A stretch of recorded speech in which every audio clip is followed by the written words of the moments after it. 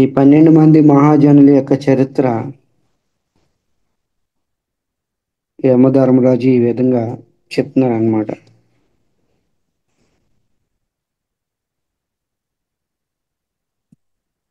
మనం భక్తిలో పురోగతి సాధించాలంటే 12 మంది మహాజనుల యొక్క చరిత్ర విని వాళ్ళ యొక్క అడుగుజాడలో నడవాలి అని ఇక్కడ యమధర్మరాజు స్వయంగా యమభటులకి ఈ విధంగా చెప్తున్నారన్నమాట. ఆ 12 మంది మహాజనులు ఎవరంటే అప్పుడు యమధర్మరాజు ఈ విధంగా చెప్తున్నారు. స్వయంభూ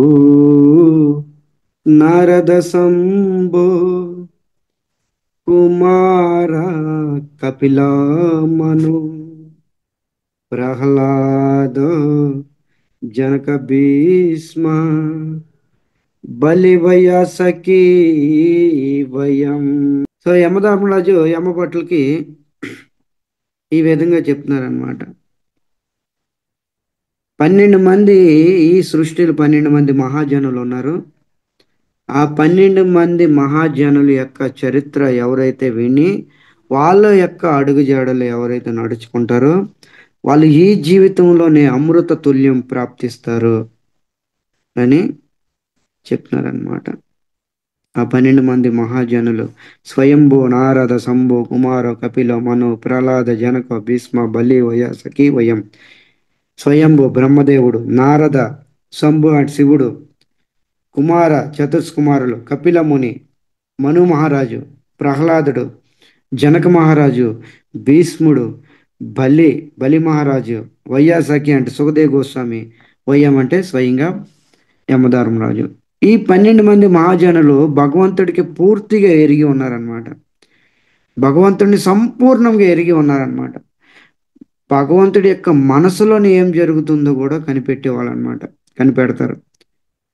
ధర్మం యొక్క రహస్యము, ధర్మ తత్వము చాలా గుగ్యంగా వాళ్ళు ఎరిగి ఉన్నారు. గుగ్యం విశుద్ధ దుర్బధం ఎం జ్ఞాత్వ మృతం అశ్నతే.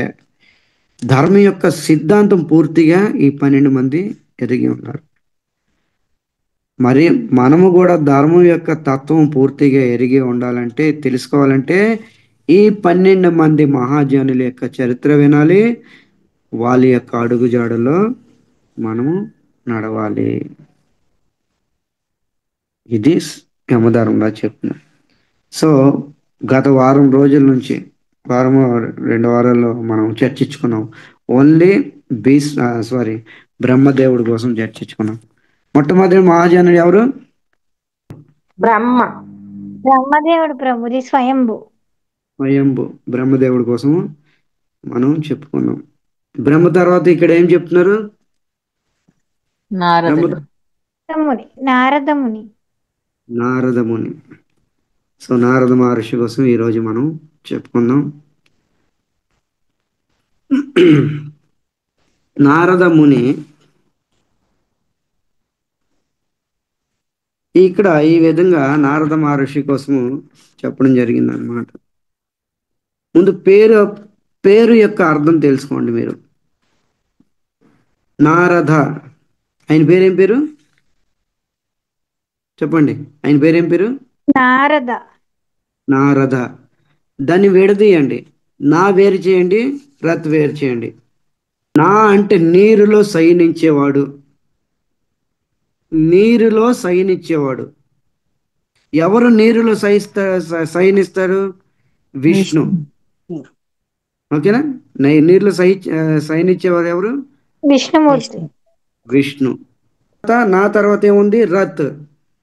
రత్ అంటే ఇవ్వడము. నోట్ చేసుకోండి, పాయింట్ చాలా ఇంపార్టెంట్ పాయింట్. రత్ అంటే ఇవ్వడం అన్నమాట. ఏమి ఇస్తాడు నారదముని? విష్ణువుని. నారద మహర్షి ఏమిస్తాడు అడిగితే విష్ణువునే ఇచ్చేస్తాడు అనమాట. ఇది నారద. నారద అంటే అర్థం. ఎవరెవరినైతే నారద మహర్షిని కలిశారో వాళ్ళందరినీ కూడా విష్ణువుని ఇచ్చేసాడు అనమాట. వాళ్ళ ముఖం ఇష్టం ఉన్నా ఇష్టం లేకపోయినా, వాళ్ళంటే ఇష్టం ఉన్నా ఇష్టం లేకపోయినా నారదుడు యొక్క ముఖం చూసి నారదమానే చెప్పాడు, నా భక్తుడు చెప్పాడంటే ఇక నేను వాళ్ళకి అమ్ముడుకుపోతాను, వాళ్ళ అధీనంలో అయిపోతాను అనేసి భగవంతుడు నిర్ణయించుకొని వచ్చేస్తాడనమాట మన దగ్గరికి. ప్రహ్లాదుడికి నారద మహర్షి కలవడం జరిగింది, విష్ణువుని ఇచ్చేశాడు. ధ్రువుడికి కలవడం జరిగింది, నారద మహర్షి విష్ణువుని ఇచ్చేశారు. వీళ్ళంటే మంచి వాళ్ళు, మంచి డివోటీ. ఇక నలకుబేర మణిగ్రీవ వాళ్ళు ఏం మంచి వాళ్ళు, జీవితంలో ఒక మంచి పని చేయలేదు. కుబేరుల యొక్క కుమారులు కుబేర ఆత్మజ, ఆ? ఆత్మజ కుబేరుల యొక్క కుమారులు వీళ్ళు నలకుబేర మణిగ్రీవ. వాళ్ళ అహంకారం పదవి వచ్చిన తర్వాత ఫస్ట్ మంచి వాళ్ళే వీళ్ళిద్దరూ, నలకుబేర మణిగ్రీవులు వీళ్ళిద్దరు కూడా మంచి వాళ్ళే. శివుడు ఏం చేశాడు, ఇంత మంచి తండ్రికి కుమారులు పిల్లలు అన్ని గుణ సంపన్నులు, సగుణ సంపన్నులు వీళ్ళిద్దరు అని మహాదేవుడు ఏం చేశాడు, వాళ్ళ యొక్క శివుడి యొక్క అసిస్టెంట్లుగా పెట్టుకున్నారనమాట. శివుడు వీళ్ళిద్దరిని అసిస్టెంట్లుగా పెట్టుకున్నారు. ఇక చాణక్య నీతి అక్కడ ఉపయోగపడుతుంది. ఎవరికైతే పదవి అనేది వస్తుందో రెండు కళ్ళు అనేవి నెత్తి మీదకి వస్తుంది, అహంకారం వస్తుంది. వాళ్ళు భూమి మీద నడవరు, నేల మీద భూమికి ఒక అడుగు పైన నడుస్తారు. ఎందుకు? పోస్ట్ అనే పదవి వచ్చింది. సో వీళ్ళకి కూడా అలాగే అహంకారం అయిపోయి కైలాస శిఖరాన పవిత్రమైన ధామంలో అపరాధం చేశారు. ఏంటి అపరాధము? వీళ్ళు కైలాస శిఖరాన నది బ్రహ్మనత్యం ఉంది, అంటే గంగా నది ఉంది. ఆ గంగా నదిలోనే నగ్నంగా స్నానం చేస్తున్నారు. తర్వాత స్నానం చేయడమే కాదు, ఆయన ఒక అప్సరసని కూడా తీసుకొచ్చి వాళ్ళు ముగ్గురు కూడా నగ్నంగా స్నానం చేస్తున్నారు. తర్వాత మదమస్తులైపోయి చుంబన ఆలింగనం చేసుకుంటున్నారు ఆ అప్సరసని. మీ అందరికీ తెలిసిందే. నారద మహర్షి అటువైపు నుండి వస్తూ ఈ దృశ్యం గమనించి ఆయన కోపం వచ్చి శాపం పెట్టాడనమాట. మీరు పరమ పవిత్రమైన ధామంలోని, కైలాస శిఖర ధామంలోని మీరు ఇలాంటి నీచమైన పని చేస్తున్నారు. ధామం యొక్క విలువ తెలియకుండా మీరు నీచంగా ప్రవర్తిస్తున్నారు. అందుకని మీకు శాపం పెడతాను. మీరు నగ్నంగా స్నానం చేస్తున్నారు కాబట్టి మీరు వృక్షాలుగా జన్మించండి అని శాపం పెట్టాడు అనమాట. తర్వాత నారద మహర్షి యొక్క పాదపద్మాల దగ్గర శరణ వేడితే నారద మునికి దయ కలిగి, మీరు శాపం మాత్రం జన్మిస్తారు వృక్షాలుగా, కానీ మీరు నా శరణాగతి పొందారు కాబట్టి నందబాబా ఆంగణంలోనే మీరు జన్మ తీసుకోండి అని ఈ విధంగా శాపం పెట్టాడు. ఎప్పుడైతే దామోదర్ లీల అయిందో మనకు తెలుసును, దామోదర్ బాబు కృష్ణుడు రోజు చూస్తున్నాడు ఆ వృక్షాలని. వనానికి వెళ్ళినప్పుడు గోమాతల్ని, దూడల్ని, గోపబాలని ఆడుకోవడానికి బృందావనం వెళ్ళినప్పుడు రోజు వృక్షానికే చూస్తున్నాడు. మరి ఎప్పుడు గుర్తుకు రాని వృక్షం ఆ రోజే ఎందుకు గుర్తొచ్చింది? ఎప్పుడైతే తను బందీ అయిపోయాడో యశోద ద్వారా, చక్కరోటికి బంధించిందో యశోద, అప్పుడు కృష్ణుడు ఆలోచించాడు అనమాట. అరే, నేను బంధంలో ఉన్నాను, మరి అనేక సంవత్సరాల నుండి ఈ వృక్షాలు బంధంలో ఉన్నవి అని గుర్తించి ఆ యమలార్జున వృక్షాలకి ఉద్ధారం చేశాడు. స్వయం కష్టం రాంది తన తోటి వ్యక్తి కష్టం ఎప్పుడు అనుభవించలేడనమాట. ఇక్కడ మనం గుర్తుంచుకోవాలి. స్వయం కృష్ణుడు ఈరోజు కష్టంలో ఉన్నాడు, అందుకని వృక్షాలు కష్టంలో ఉన్నాను గుర్తించి ఆ వృక్షాల్ని ఉద్ధరించాడు అనమాట. ఉద్ధరించిన తర్వాత వీళ్ళిద్దరు నలకుబేర మణిగ్రీవులు భగవంతుడి వైపు చూస్తున్నాడంట. భాగవతంలో ఉంది వర్ణన. అప్పుడు భగవంతుడు అన్నాడంట, ఎవరి పిచ్చి వల్ల మీ ముఖం చూసి నేను ఉద్ధరించలేదు, పురా నారదే నా శాపం. నారద మహర్షి నా భక్తుడు చెప్పాడు మీకు ఉద్ధారణ, ద్వాపర యుగంలో కృష్ణుడు ఆవిర్భవిస్తాడు, జన్మిస్తాడు, భగవంతుడి ద్వారా మీ ఉద్ధారం జరిగిద్ది. నా భక్తుడి యొక్క మాట మిథ్య అవ్వకూడదనేసి మిమ్మల్ని ఉద్ధరించాను. ఇది నారద మహర్షి. నారద దీని యొక్క అర్థం. అంటే భగవంతుడిని ఇచ్చేవాడు నారదుడు. లేకపోతే ఎన్ని జన్మలు ఎత్తిన వాళ్ళకి ముక్తి రాదు. భక్తుడి యొక్క మాట మిథ్య అవనేడు భగవంతుడు. నమే భక్త్య ప్రణశ్యతి భగవద్గీతలో చెప్తున్నాడు అన్నమాట కృష్ణుడు. ఆ? ఇక్కడ భాగవతంలో కూడా సుఖదేవ్ గోస్వామి చెప్తున్నాడు, నా భక్తుడి మాట ఎప్పుడు కూడా అసత్యం అవ్వకూడదు. ఇక డివోటీ వాడు భక్తి చేశాడా లేదా అని ఆలోచించాడు. నా భక్తుడు చెప్పాడంటే అది జరగాల్సిందే. ఇది నారద మహర్షి యొక్క గొప్పదనం అన్నమాట. ఆయన మాట ఎప్పుడు రద్దు చెయ్యడు. ఈ విధంగా నారద మహర్షి, నారద అని అర్థం అన్నమాట. నారద మహర్షి యొక్క జన్మ వృత్తాంతం మనం తెలుసుకుందాం. రకరకాల పురాణాల్లో ఉంది. రకరకాల పురాణాలు అంటే ముఖ్యంగా ఆ, పద్మ పురాణంలో చెప్పడం జరిగింది నారద మహర్షి. తర్వాత భాగవతంలో కూడా ఉంది. నారద ఋషి మొట్టమొదటి జన్మ బ్రహ్మ యొక్క ఒడి నుంచి అయిందంట. బ్రహ్మ యొక్క ఒడి నుంచి అయింది. జన్మించిన తర్వాత బ్రహ్మదేవుడు ఈ విధంగా చెప్తున్నాడు, నారద నువ్వు వివాహం చేసుకో, మైథుని సృష్టి ద్వారా ఈ ప్రపంచానికి ముందు నడుపు అని చెప్పగా నారద మహర్షి తిరస్కరించారనమాట. అమృత చాడే వీస్ మాంగే ఏ బడ మూర్ఖ్, అమృత తుల్యమైన జీవితాన్ని వదిలి వివాహం చేసుకొని నేను విషమైన జీవితం నేను గడపను అని బ్రహ్మచారిగా ఉంటాననేసి అన్నాడు అనమాట. దాని ద్వారా బ్రహ్మదేవుడికి కోపం వచ్చిందనమాట. క్రోధం వచ్చి వెంటనే నారద మహర్షికి శపించాడనమాట. శాపంతోనే ఆ శరీరం వదలగా నారద మహర్షి యొక్క రెండో జన్మ ఒక గంధర్వ రూపంలో జన్మించాడనమాట. ఒక గంధర్వుడుగా జన్మించాడు. గంధర్వుడు జన్మించి ఆయన పేరు ఉపభర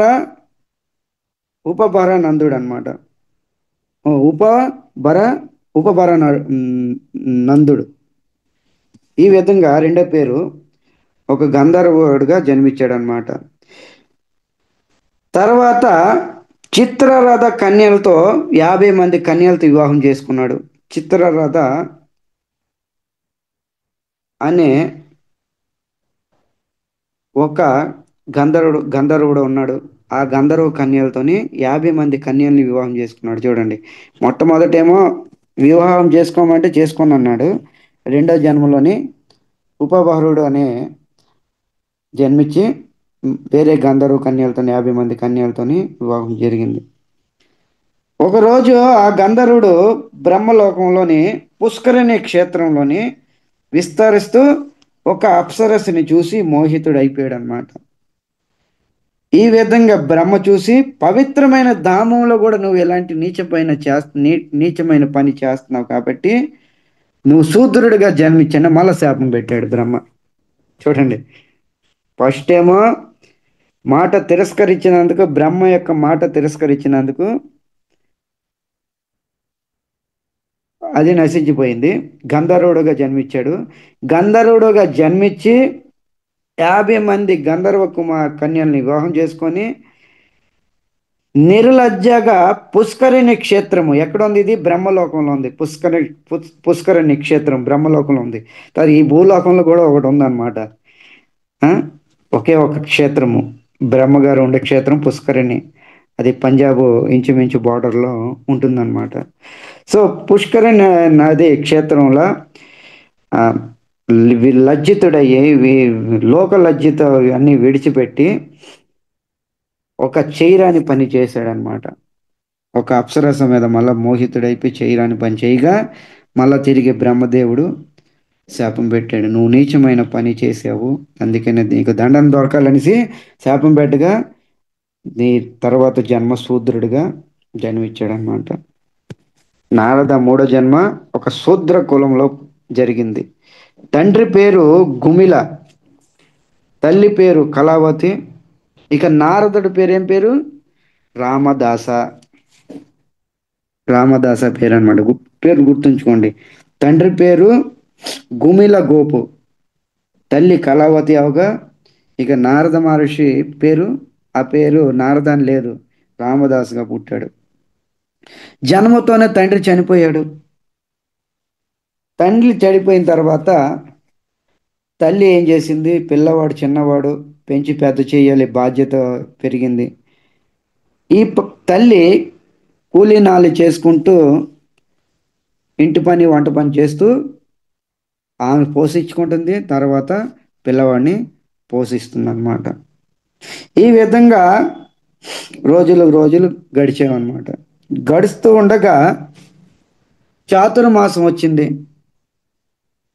ఈ చాతుర్మాస సమయంలోనే ఎవరింట్లో అయితే దాసోహం చేస్తున్నారో తల్లి కొడుకులు, తల్లి ముఖ్యంగా వాళ్ళు బ్రాహ్మణులు. ఆ బ్రాహ్మణుల ఇంటికి కొంతమంది సాధు సన్యాసులు రావడం జరిగింది. ఆ, కార్తీక చాతుర్మాసంలోనే ఈవిడ ఎంతో భక్తి శ్రద్ధలతో ఆ సాధు సన్యాసులకి ఆ, పలహారాలు, మంచి మంచి వెరైటీ భోజనాలు అన్నీ కూడా వండి భగవంతుడికి ఒక భోగంగా పెట్టి ఈ విధంగా సాధు సన్యాసులకి సేవ చేసి, తర్వాత వాళ్ళ ద్వారా ఎంతో కథ విన్నది. వాళ్ళకి ఈ విధంగా సేవ చేశారనమాట. వాళ్ళు తినేసిన ఆకులు ఏదైతే శేష భాగం ఉంటుందో ఉచ్చిష్ట, నారద మహర్షి పర్మిషన్ అడిగి, స్వామి మీరు ఏదైతే విడిచిపెట్టారు శేష భాగము ప్రసాదము, అది నేను గ్రహిస్తాను, మీరు అనుమతిస్తే. అప్పుడు వాళ్ళందరూ కూడా అంగీకరించారనమాట.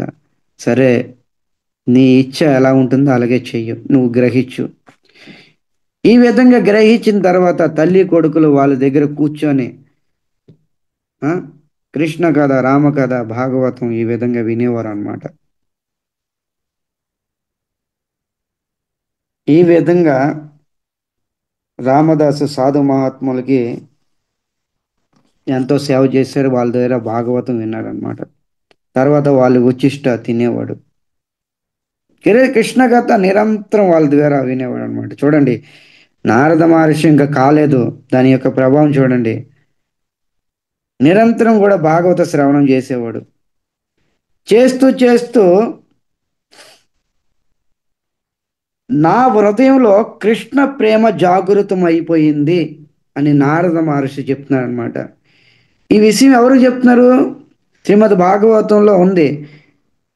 వ్యాసమునికి చెప్తున్నారు అనమాట ఇది. ఎందుకంటే వ్యాసముని గురువు కదా నారద మహర్షి. ఈ విధంగా శ్రవణం చేస్తూ నా హృదయంలో కృష్ణ ప్రేమ జాగృతం అయిపోయింది. ఒకరోజు నా తల్లి బ్రహ్మ ముహూర్తాన లేచిన తర్వాత ఆవు పాలు పితకడానికి వెళ్ళిన తర్వాత ఒక కాల సర్పం పాము ద్వారా కాటు వేయబడింది, చనిపోయింది. పాము కాటు వేసింది, పాలు పితుకుతూ ఒక పాము వచ్చింది. ఆ చీకట్లో తెలియలేదు. ఆ సర్ప కాటానికి గురి అయ్యి మా తల్లి చనిపోయింది. నేను అడవికి వెళ్ళిపోయాను. అప్పుడు నాకు ఎవరు లేరు. నేను ఘోర అరణ్యానికి ప్రవేశించాను. కృష్ణ దర్శనం లభించింది. దూరంగా చూశాను. కృష్ణ యొక్క స్వరూపంగా నేను దర్శించాను. నేను ఎంతో సంతోషించాను. తర్వాత ఆ వృక్షం వెనకాతల వెతికితే కృష్ణుడు అక్కడ లేడు, వెళ్ళిపోయాడు.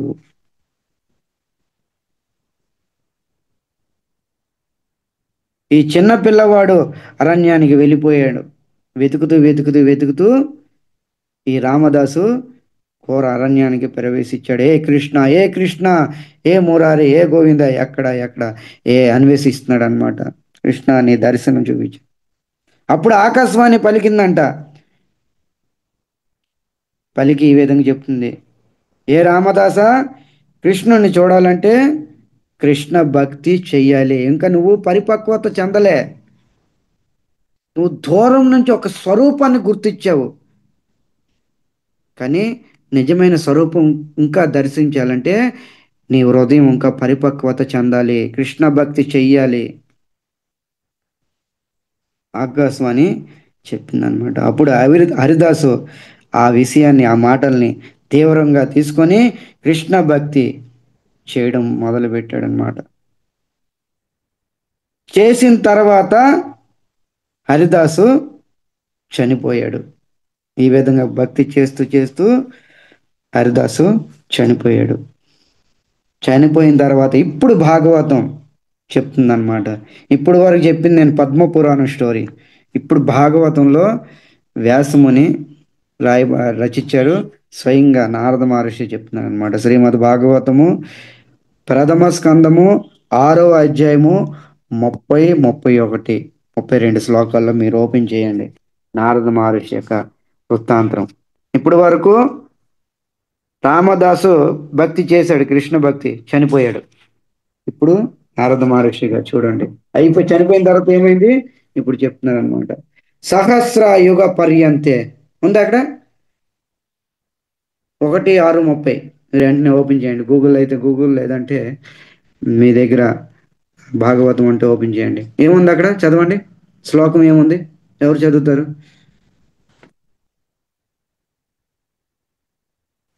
ప్రభుజీ నేను చదువునా? చదవండి. సహస్రయుగ పర్యంతే ఉత్తాయేదం శుశ్రూషతః మరీచిమిశ్రా ఋషయః ప్రాణేభ్యోహం చ జజ్ఞిరే. ఇక్కడ ఎప్పుడైతే రామదాసు చనిపోయాడు కృష్ణ భక్తి చేస్తూ చేస్తూ, పద్మపురాణంలో వర్ణన ఉంది, అది హోల్డ్లో పెట్టండి. ఇప్పుడు భాగవత ప్రమాణం మీకు చెప్తున్నాను. ఇది స్వయంగా నారద మహర్షి వ్యాసమునికి చెప్తున్నారు అనమాట. ఏమని? సహస్ర యుగ పర్యంతే, 1000 యుగముల తర్వాత ప్రళయం వచ్చింది. తర్వాత 4వ జన్మ మళ్ళా నేను బ్రహ్మ ద్వారా జన్మించాను. ఆ జన్మ ద్వారా నాకు నారద అని పేరు వచ్చింది. నారద అనే పేరు పెట్టారు. ఇది చూడండి, ఎన్ని జన్మలు గడిచాయి? 4 జన్మలు గడిచాయి. గుర్తుందిగా మొట్టమొదటి జన్మ ఏంటో? మొట్టమొదటి బ్రహ్మ యొక్క ఒడి నుంచి వచ్చాడు. బ్రహ్మ ఒడి నుంచి. రెండోది ఉపబర్హణుడు. మూడోది దాసిపుత్రుడు. దాసిపుత్రుడు. ఇది 4వ జన్మ. దీని వెనకతల మూల కారణం ఏముంది? ఇంత ఉన్నత దీనిలోకి వెళ్ళడానికి కారణం ఏంటి? వారు ఉచ్చిష్టం తినడం, సాధు సన్యాసులు ఉచ్చిష్టం తినడం ప్రభుజీ. ఇంకా వారి ద్వారా కథలు వినడం. వాళ్ళ ద్వారా కాదలు. చూసారా, నేను నిన్నటి క్లాసులు కూడా అదే చెప్పి, మహాసేవ ద్వారం ఆగు విముక్తం. మహాత్ములకు సేవ చేస్తేనే వైకుంఠ ద్వారాలు తెరుచుకుంటాయి. ఈయన సేవ చేశాడు మహాత్ములు, వాళ్ళ యొక్క ఉచ్చిష్ట తిన్నారు. తర్వాత నిత్యం కూడా భాగవతం శ్రవణం చేశారు వాళ్ళ దగ్గర కూర్చొని. ఇది శ్రీమద్ భాగవతం 11వ స్కందంలో నిమి మహారాజ్కి నవయోగేంద్రులు ఇదే చెప్తున్నారు భాగవత ధర్మంకి. దుర్లభ మానవ జన్మ దేహినా క్షణభంగుర. మానవ జన్మ దుర్లభం, అత్యంత దుర్లభం. మానవ జన్మ దొరకడం అత్యంత దుర్లభం. అది కూడా దొరికింది దేహిన క్షణభంగుర. ఈ దేహం దొరికింది అది క్షణభంగుర కాలమే. నీటిలో బుడగ లాంటిది. ఎప్పుడు పెను తుఫాను గాలి వస్తుందో, ఎప్పుడు పేలిపోతుందో తెలియదు. కానీ దానికన్నా అత్యంత దుర్లభం అంట. మానవ జన్మ దొరకడం అత్యంత దుర్లభం. అయితే నవయోగేంద్రుల్లో ఒక నవయోగేంద్రులో ఒక ఋషి చెప్తున్నాడు అనమాట, దానికన్నా అత్యంత దుర్లభం ఏంటి? వైకుంఠ ప్రియదర్శనే తత్రాపి అపి దుర్లభ. తత్రాపి అతి దుర్లభ అంటే ఏంటి? దానికన్నా ఒక ముఖ్యమైన దుర్లభం ఉంది. ఏంటి? వైకుంఠ ప్రియదర్శన. భగవంతుడి యొక్క భక్తుల యొక్క దర్శనము, వాళ్ళ దగ్గర కూర్చొని భాగవత శ్రవణం చేయడము, వాళ్ళ ఉచ్చిష్ట తినడము అత్యంత దుర్లభము. వాళ్ళు ఎప్పుడైనా మన ఇంటికి వచ్చారనుకోండి, టైం వేస్ట్ చేయకూడదు. అలాంటి భక్తులు వస్తే మన ఇంటికి, స్వామి ప్రభు మీరు ఎలా వచ్చారు, మీ జర్నీలో ఏమైనా అసౌకర్యం కలిగిందా, అది ఇది అని ఇలాంటి టైం వేస్ట్ మాటలు చేయకూడదు. వచ్చారా, కాళ్ళు కడుక్కోవడానికి నీళ్ళు ఇవ్వండి. నీళ్ళు ఇచ్చిన తర్వాత కాళ్ళు తుండివ్వండి, తుడుచుకుంటారు. వెంటనే ప్రసాదం పెట్టి వాళ్ళకి అందమైన ఉన్నతమైన స్థానం, ఆసనం వేయండి. వ్యాసపేట మీద కూర్చోబెట్టి మీరు భాగవత కథ వినండి వాళ్ళ ద్వారా. ఇది శాస్త్రం చెప్తుంది. తత్రాప అతి దుర్లభ వైకుంఠ ప్రియదర్శిని. ఇది నిమి మహారాజు చేశారనమాట. మన ఇంటికి ఎప్పుడైనా సాధు సన్యాసులు, మహాత్ములు, వరిష్ఠ భక్తులు వస్తే ఈ విధంగా చెయ్యాలన్నమాట. ఇప్పుడు నారద మహర్షి యొక్క చేయబట్టే నారద జన్మ దొరికింది. నారద యొక్క మీనింగ్ చెప్పాను కదా. నా అంటే నరలో సహించేవాడు, అంటే నీటిలో సైనిచ్చేవాడు. ఎవరు? విష్ణు. దా అంటే ఇచ్చేవాడు. ఆయన తలుచుకున్నాడా విష్ణునే ఇచ్చేస్తాడు. సంసారంలో ప్రజలు కానీ భక్తులు కానీ మా అంటే ఏమిస్తారు? డొనేషన్గా ఏమిస్తారు? 1,00,000 2,00,000 లేదంటే 1,00,00,000 ఒక ధనికులైతే. కానీ నారద మహర్షిని విష్ణునే దానంగా ఇచ్చేస్తాడు. అయినా సరే భగవంతుడు స్వీకరిస్తాడు. భగవంతుడు విష్ణు ఎప్పుడు ఫీల్ అవ్వలే, అరే నారదుడు నన్ను డొనేషన్గా ఇచ్చాడు ఏంటని. ఎంతమందికి ఇచ్చాడు? ప్రహ్లాదుడికి, ధ్రువుడికి, అంబరీష్కి, ఎంతమందికి ఇచ్చాడు నారద మహర్షి. కుబేరాత్మజ, కుబేర్లు 2 పిల్లలకి. ఇది నారదు యొక్క గొప్పతనం అన్నమాట. సహస్ర యుగ పర్యంత 1000 యుగముల తర్వాత ప్రళయం వచ్చింది. ఆ ఘోర ప్రళయం తర్వాత 4వ జన్మ మళ్ళా నేను బ్రహ్మ ద్వారా జన్మించాను. పేరు నారథ. నారథ తర్వాత చెప్తున్నారనమాట.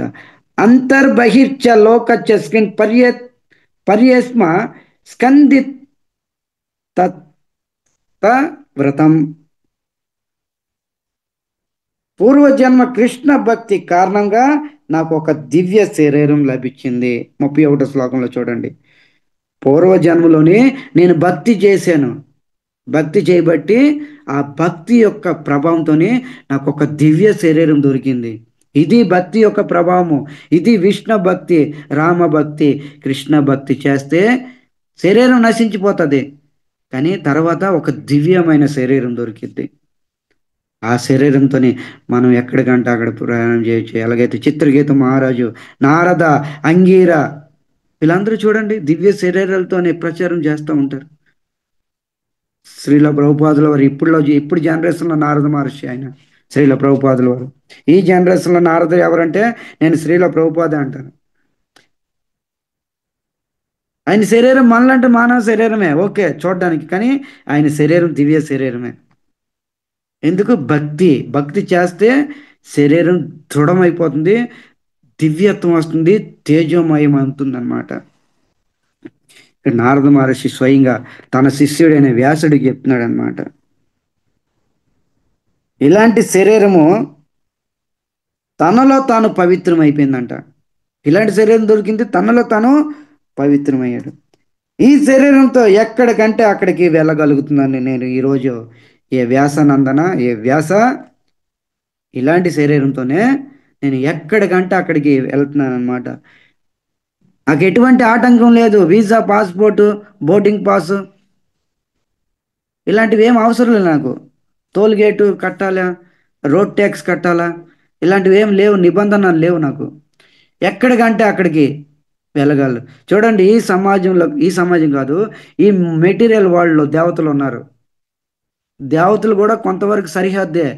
దేవతలు అన్ని చోట్ల సంచరించలేరు. ఇంద్రుడైనా సరే కొంతవరకే, కొన్ని ఏరియాల్లో వాళ్ళు కూడా వెళ్ళలేరు, పర్మిషన్ లేదు. ఇది స్వయంగా కపిల ముని తండ్రి కర్దం ముని దేవహూతికి చెప్తున్నాడు అనమాట. శ్రీమద్ భాగవతం 3వ స్కందంలో ఉంది. కర్దం ముని దేవహూతికి చెప్తున్నాడు అనమాట. కపిలుడు పుట్టలే అప్పుడు. దేవతలైనంత మాత్రాన అన్ని దేవలోకాలకు సంచరించరా లేదు. కొన్ని లోకాలు మాత్రమే వాళ్ళకి వీసా టికెట్ రెడీ చేయబడింది భగవంతుడి ద్వారా. కానీ నారద మహర్షి యొక్క ఇలాంటి క్యారెక్టర్, ఇలాంటి యొక్క పోస్టు, ఇలాంటి భక్తుడు ముల్లోకాల్లో ఎప్పుడైనా సరే, ఎక్కడికైనా సరే, ఎనీ టైం 24/7 ఎక్కడికైనా గమనం చేయగలడు, వెళ్ళగలడు, రాగలడు. ఇది నారదముని యొక్క గొప్పతనం. అలాంటి నారద మహర్షి ఎవరు? 12 మహాజనుల్లో ఒకడు. మరి పాడదామా 12 మహాజనుల పాట, కీర్తన, శ్లోకం పాడదామా? పాడదాం ప్రభు. స్వయంభూ నారద శంభో కపిలో కుమార కుమార కపిల మరి మను ప్రహ్లాదో జనక భీష్మ బలిష్ట భయ సఖీ వయం. పేర్లు తలుచుకుంటేనే మనం పునీతులం అయిపోతాం, పావనులం అయిపోతాము, పవిత్రులం అవుతాము. ఇంత శుద్ధ విశుద్ధ భక్తులు వాళ్ళు, శుద్ధ విశుద్ధ భక్తులు. వాళ్ళ పేర్లు తలుచుకుంటేనే మనం మన శరీరంలో ఉన్న పాపాలు, మన హృదయంలో ఉన్న పాపాలు, అనంత జన్మల పాపాలు పటాపంచులైపోతాయి. ఎందుకు? మహాజనులు వాళ్ళు, భగవంతుడిని పూర్తిగా ఎరిగి ఉన్నారు. ఈ 12 మందే, మిగతా 13వ వ్యక్తి లేడు ఇక్కడ. పూర్తిగా భగవంతుడు హృదయంలో ఏం జరుగుతుందో కూడా కనిపెట్టేస్తారు వాళ్ళు. ఎవరు? బ్రహ్మ, నారద, శివుడు, కుమార, కపిలముని, మను మహారాజు, ప్రహ్లాద, జనక మహారాజు, భీష్ముడు, బలి మహారాజు, వయాసకి అంటే సుఖదేవ్ గోస్వామి, వయ్యం అంటే యమధర్మరాజు. వీళ్ళు 12 మంది మహాజనులు. తర్వాత నారద మహర్షి ఈ విధంగా చెప్తున్నారనమాట. ఈ విధంగా దివ్య శరీరం దొరికింది. తర్వాత 32వ శ్లోకంలో చెప్తున్నారు, దేవదత్తమేమ వీణం స్వర బ్రహ్మ విభూషితం. దివ్య శరీరం దొరికింది. దివ్య శరీరం దొరికిన తర్వాత భగవంతుడు ప్రసన్నుడయ్యి నాకు ఒక వీణ ఇచ్చాడు. వీణ ఎందుకు ఇచ్చాడు? సినిమా పాటలు పాడుకోమని భగవంతుడు చెప్పాడు నారద మహర్షికి. సినిమా పాటలు పాడుకుంటూ తిరుగు నారద అనేసి. జయ వీణ రాధిక రమణ నారద ముని భజయ జయ వీణ రమణ గాన. నాదిక రమణుడి యొక్క గానము చేస్తూ, వీణ వాయిస్తూ, గానం చేస్తూ ముల్లోకాలు సంచరిస్తాడు.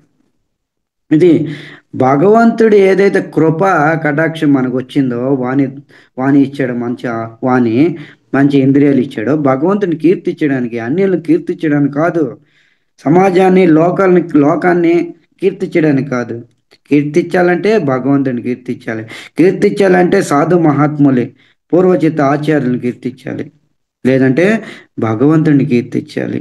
ఇది నారద మహర్షికి వీణ దొరికింది. వీణ పేరేం పేరు? నారద మహర్షి చేతిలో ఉన్న వీణ పేరేం పేరు? మహతి దేవదత్తం. మహతి దేవదత్త. మహతి కదా దేవదత్త ఉంది. దేవదత్త శ్లోకంలో ఉంది, దేవదత్త మిమం వీణం. నా వీణ పేరు దేవదత్త. దేవదత్త మిమం వీణ సర్వ బ్రహ్మ విభూషితం. ఎంత చక్కగా చెప్తున్నారు చూడండి. భగవంతుడి కృపతో దేవదత్తం అనే వీణ నాకు లభించింది. ఆ వీణ ద్వారా హరికథ గానం చేస్తూ చేస్తూ సంచరిస్తున్నాను. ఆ వీణ ద్వారే నేను ఎక్కడికంటే అక్కడికి, ఎప్పుడంటే అప్పుడు నేను గానం చేస్తూ ఈ ముల్లోకల్లా సంచరిస్తున్నాను. ఎప్పుడెప్పుడైతే గానం చేస్తున్నానో అప్పుడప్పుడు నా హృదయంలో భగవద్ దర్శనం అయిపోతుంది. ఇది ఎప్పుడెప్పుడైతే నేను ఈ వీణ ద్వారా గానం చేస్తున్నానో అప్పుడప్పుడు నా హృదయంలో భగవంతుడు మూర్ఛయిత్వ హరి కథం గాయ మనచ్చ మర్యం రమ్య హయం. ఎప్పుడెప్పుడైతే భగవంతుడి కోసం నేను గానం చేస్తున్నానో అప్పుడప్పుడు నా హృదయంలో భగవంతుడు ప్రత్యక్షమవుతున్నాడు, దర్శనమిస్తున్నాడు. ఇది భగవంతుడు మనలో ఉన్నాడు, కానీ నిద్ర స్థితిలో ఉన్నాడు అనమాట. ఎప్పుడు జాగరం అవుతాడు? ఎప్పుడైతే భగవంతుడిని మనం గుణగణాలు కీర్తిస్తామో, భాగవతం మాధ్యం చేసి ఎప్పుడైతే మనం కృష్ణ కథ, రామ కథ, భగవంతుడి యొక్క అవతారాల కథలు గుణగానం చేస్తామో అప్పుడు భగవంతుడు స్వయంగా హృదయంలో ఉన్న భగవంతుడు జాగృతమయ్యి దర్శనమిస్తాడంట. ఎలాగైతే నారద మహర్షికి ఈ విధంగా జరిగింది.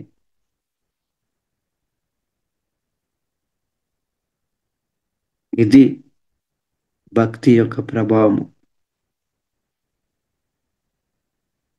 నారద మహర్షి భగవంతుడి యొక్క మనో అవతారం కూడా గుర్తిస్తారు. 24 అవతారాలు చెప్పడం జరిగింది శ్రీమద్ భాగవతంలో.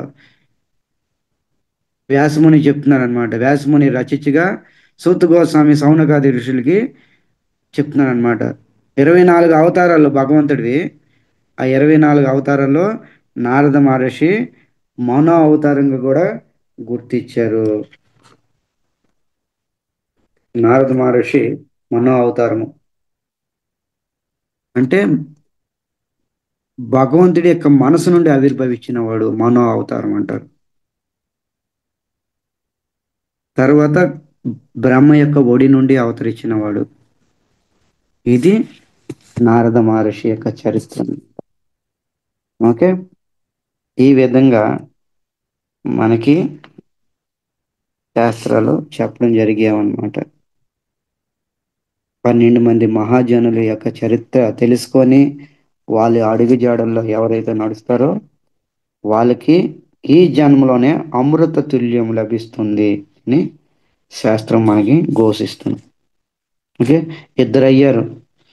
తర్వాత స్వయంభు నారద శంభో శివుడి కోసం మనం ఇక రేపు మనం చెప్పుకుందాం. అంతవరకు సెలవు. హరే కృష్ణ.